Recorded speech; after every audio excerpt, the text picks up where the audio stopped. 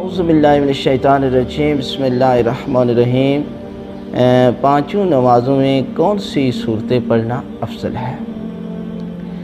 یعنی ہر نماز میں پہلی 2 رکعت میں سورہ الحمد جو ہے یہ واجب ہے، اور اس کے بعد جو ہے وہ آپ کوئی بھی صورت پڑھ سکتے ہیں، لیکن افضل یہ ہے کہ آپ جو ہے وہ سورہ توحید یعنی سورہ قل هو اللہ احد کو پہلی رکعت میں بھی پڑھیں اور دوسری رکعت میں بھی پڑھ سکتے ہیں۔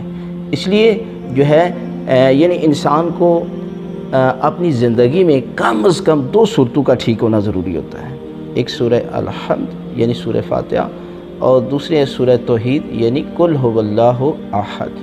ان کی قرأت جو ہے وہ اور ان کا درست یعنی تجوید کے ساتھ پڑھنا ضروری ہوتا ہے۔ یعنی آپ یہ 2 صورتیں پڑھ لیں تو آپ کی نماز جو ہے وہ مکمل ہو جائے گی۔ آپ تیسری اور چوتھی رکعت میں جو ہے وہ سورہ الحمد بھی پڑھ سکتے ہیں اور تسبیحات 4 بھی پڑھ سکتے ہیں۔